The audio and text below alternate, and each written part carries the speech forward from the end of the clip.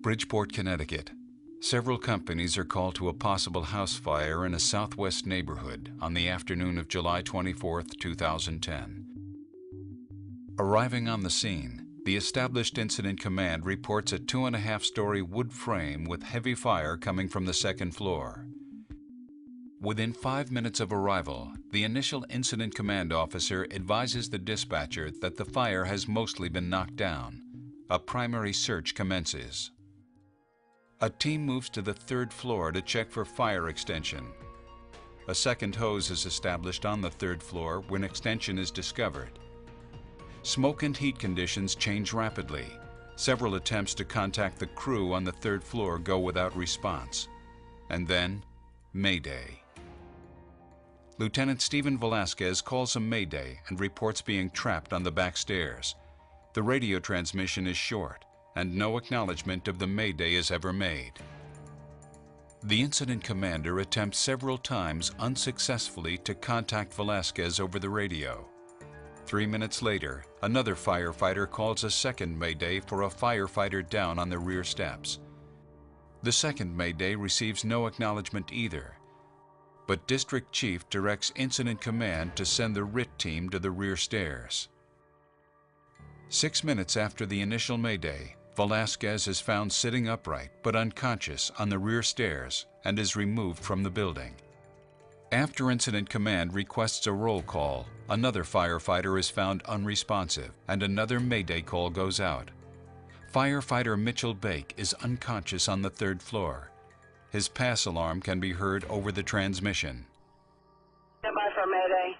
Dispatch acknowledges the mayday, but sounds the emergency evacuation tones rather than the mayday tone.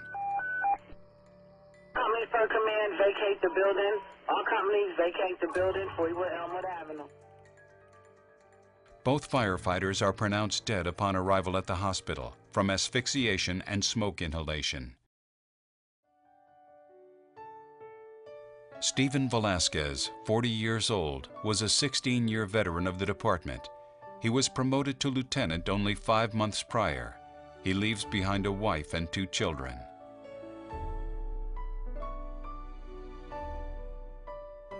Mitchell Bake, 49, was a husband and father of 3. He joined the department in 2007 and served with Ladder 11 ever since.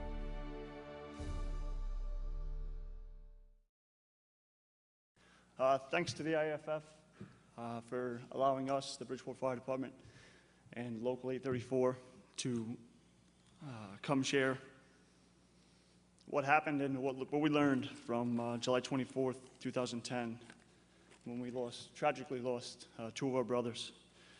To me, it's a routine fire. We go to 2.5 woods all the time. 3 woods is what we do here in New England. And it was just one of those days that Murphy showed up and things went horribly bad. We have about 18 square miles in the city of Bridgeport.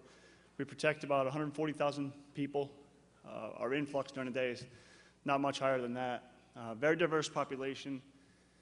Downtown is very small. Most of our work is in private dwellings, 2.5 woods. Most of our mills are vacant, but the city is on a resurgent, as many old cities are. Our department, we have about 250 line personnel, 300 within the department total, 8 firehouses, 9 engine companies, 4 ladder trucks, 1 rescue, and 2 battalion chiefs. And the chief is driven by a lieutenant, which is an aide, and our accountability officer when we go to fires. All the units, except for the rescue company, are staffed with 4 people, both the ladder trucks and the engine companies, and then the rescue company has 5. Setting the stage that day, it's July in New England. It could be 70 degrees, and it could be over 100. And that day happened to be the heat index was over 100 degrees. It was late afternoon. Our shift changes at 4 o'clock, and the job came in at 15:46.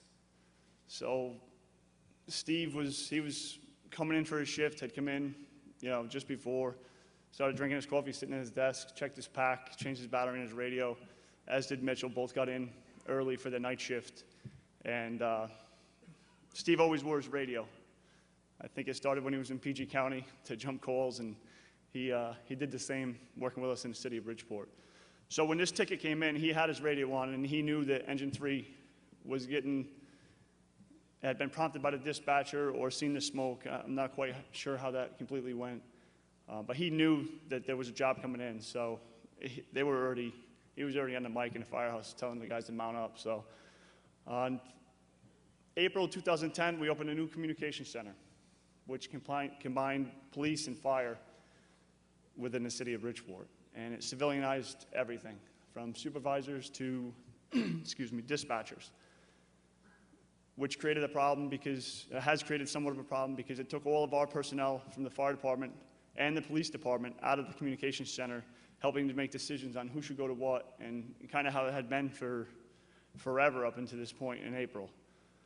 And as all new agencies have, we've had our problems, and they've had their problems, both fire, police, and within the communication center. As far as also helping to set the stage for that day, the first two companies, when they got on the rigs, it was engine 3 and ladder 5, they were going for an elevator rescue. And as they were getting dressed, they got on the rig, they got redirected to a possible house fire. The fire was 2.5 blocks away from engine 3, from Wood Avenue, from their firehouse. So when they pulled out of quarters, they went down. The fire was free burning pretty good out the one room that it was coming out. So they didn't take a plug on the way in. When they made the street, they stopped short of the front of the building, and ladder 5 went around the block again because they were already on the road, and took the front of the structure. So they operated and stretched off tank water and knocked this fire down, I gotta say, probably in seconds. It was a room. It wasn't much more than a room initially. And I want to show you the picture of the structure. In 1 second, you'll agree with me to the point where, obviously, then we had 2 maydays. Another problem was the first two nozzle firefighter, the backup guys, they pushed into the room. The pressure of the line, or they were moving too quick, or whatever happened. The backup firefighter landed on the nozzle firefighter and spiral fractured his ankle, or his lower leg. So they got the fire knocked down. The backup guy stayed as the nozzle firefighter of that first new engine company, hobbled his way out and was able to get into the ambulance as the fire moved on, because it took a couple minutes for the first ambulance to get there. That's actually the building. The building that was in the video showing all that heavy fire in the rear, it was not this building. It was a job from our city, but it wasn't this building. There was no fire in the rear of the structure where they found Lieutenant Velasquez, and then where they evacuated both him and firefighter Bake. As you can see from that picture right there, to us, this is a routine fire. It was a room on the second floor, in the front. It's not a difficult stretch. It's 150 feet off the rig, if that. So the first hand line that made the push, they ran water for 10, 15 seconds, knocked it down, and then as the truck got there, they started opening up. It was a 2.5 wood, 2-family home with a finished attic. The finished attic both helped and hurt as this fire. It hurt initially as this fire went on, but then in my opinion, it did help firefighter Bake from getting burned later into the incident when he was trapped on the 3rd floor. The attic was finished. It had a rear stairwell. The only access to the attic was a rear stairwell that was probably 30 inches wide. It wasn't very big. It had a landing. It came up and around. To stretch to the 3rd floor, it was a tough stretch. You had to come up to the 2nd floor, go all the way through the 2nd floor, up the rear stairs, and then come all the way back to the front where this fire ended up being trapped in an E-wall after it had extended from that AB corner. The building was 25 by 40. Exposures on the B and D side.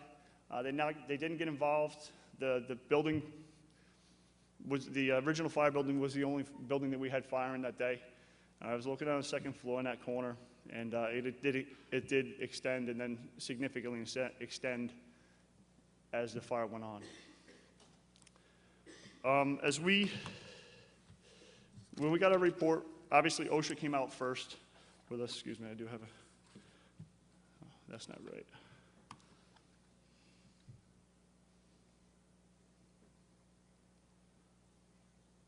I'm sorry. We're missing a few slides, so I'll just talk about it. I'll put the structure back up for us. Go back to the picture of the house, please, just the structure. And I'm going to give you a quick timeline on the fire. I apologize, you don't have the picture, so you can't see how the smoke and the fire extended. But I'll give you a quick timeline. 1546 is when the job came in. Companies got there real rapidly within a couple minutes and started making an attack on the fire in the front, stretched up the front stairwell. 1552, the original incident, or the chief got on scene after the captain of Engine 3 had reported heavy fire on the second floor.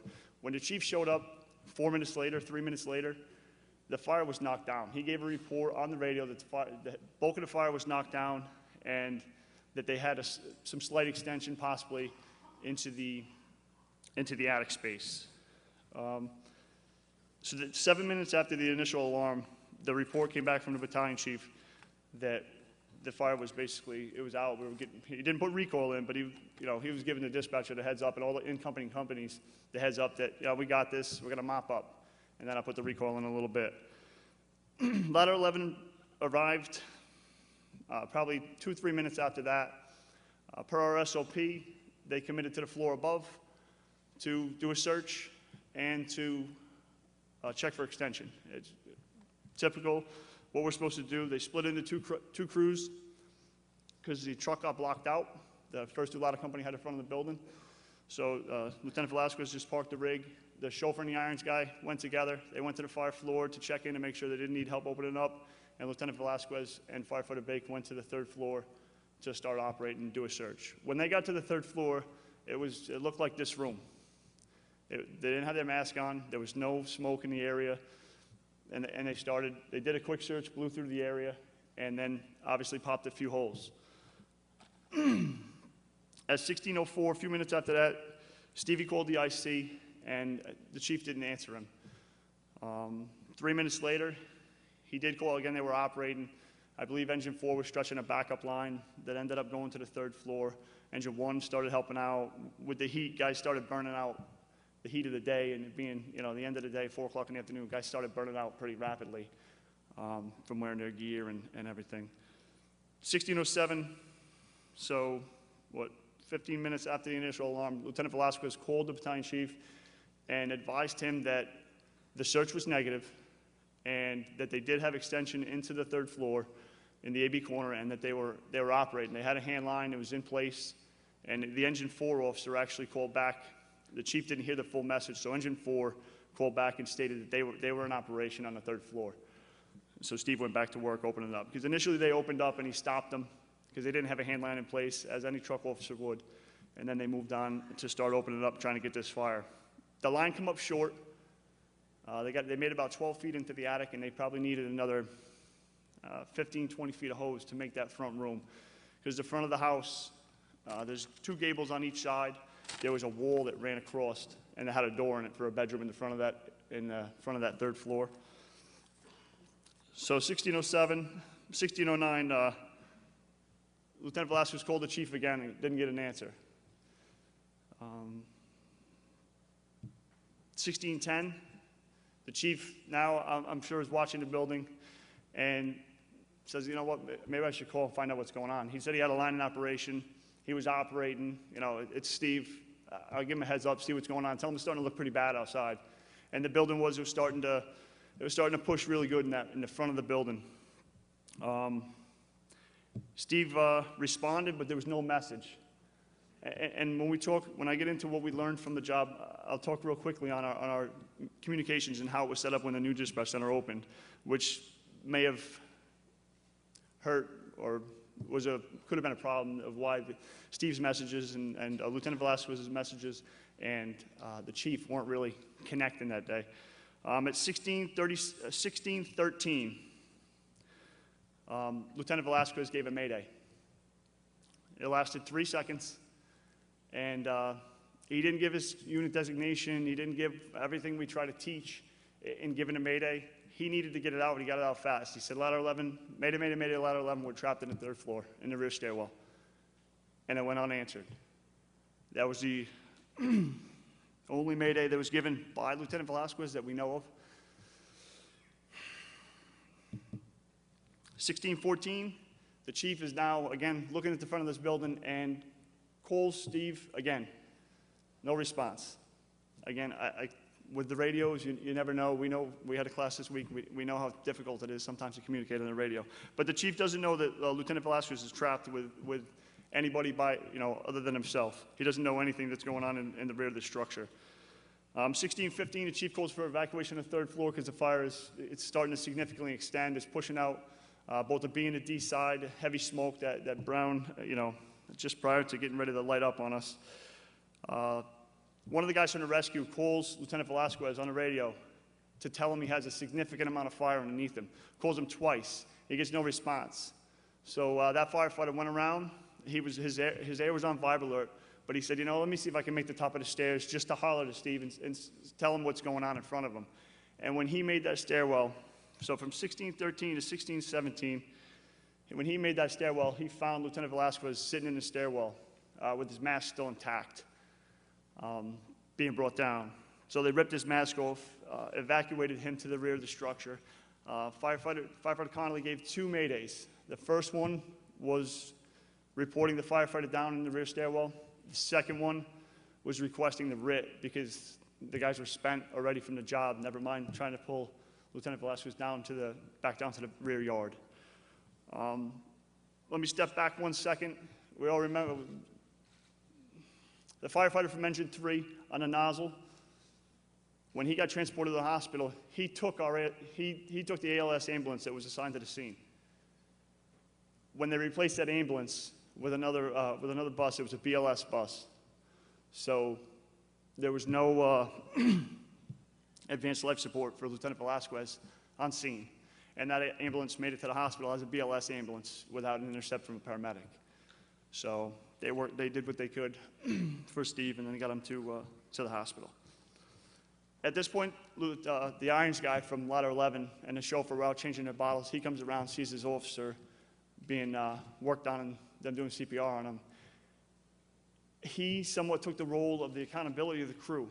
The officer was gone at that point. So Firefighter Hernandez started repeatedly calling and asking members if they had seen Firefighter Bake, the hook and can guy, because Bobby knew that they were together. That's where they were operating, and Mitch wouldn't have left Stevie's side, I can guarantee you. So he figured something was wrong.